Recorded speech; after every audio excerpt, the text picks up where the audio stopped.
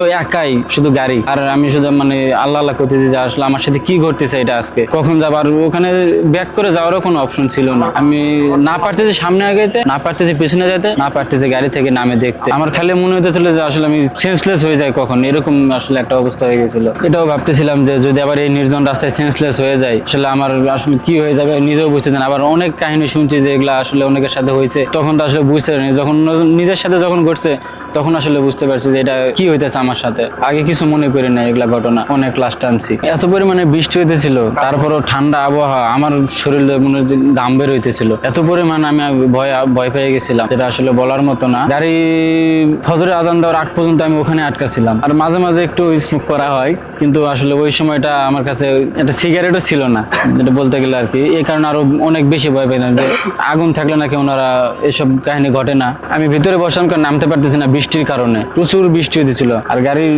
কোনো কিছু কাজ করতেছিল না। আবার আমার মহাজনরে ফোন দিয়ে যে এরকম এরকম সমস্যা, উনি অনেক কিছু বললো, কিন্তু সবগুলো করে দিচ্ছে, আসলে কোনোভাবেই সম্ভব হইতেছে না। কিন্তু ফজরের আজান যখন দেয় অটোমেটিক গাড়িটা এমনি স্টার্ট হয়ে যায়। আর যখন ওরকম হইতেছিল তখন আমার মনে হচ্ছে যে আমার কানের কাছে এত জোরে আওয়াজ ধীরে ধীরে মানে ক্রমশ বাড়তেছিল, মনে হয় যে আমার মাথাও অনেক ব্যথা করতেছিল। তখন মাথা মনে হয় যে ফেটে যাবে, এরকম অবস্থা হতেছিল। অনেক ভয় পেয়ে গেছিলাম। এখন খুব নর্মালি বলছি, কিন্তু তখনকার ওই পরিস্থিতিটা আসলে ওই জায়গায় উপস্থিত যে না থাকবে সে আসলে বলে বোঝানো সম্ভব না। তখন যদি আমি সেন্সলেস হয়ে যেতাম, হয়তো এত ভয়ে আমি পাইতাম না, হয়তো বেঁচে যেতাম। এত পরিমাণ ঘটনা এখনো মনে হলে আমার শরীরের লোম দাঁড়ায় যায়। এখন এত পরিমাণে ভয় পেয়ে গেছিলাম। আমি জানি না এখনো যে ওই ঘটনাটা আমার সাথে কিসের জন্য ঘটছিল। আবার যখন আজান দিছিল তখন এমনি সবকিছু ঠিক হয়ে গেছে, একা একা গাড়ি স্টার্ট করে আবার চলে আসছি। আমি ওই ঘটনাটা এখনো আসলে বুঝতে পারি না যে কেন আমার সাথে ঘটনাটা ঘটছিল।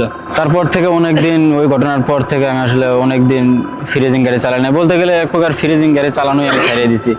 দিয়ে পরে আমি আবার অ্যাম্বুলেন্স চালানো শুরু করছি। ও আমার শরীরে ঘুরে বেড়ায়।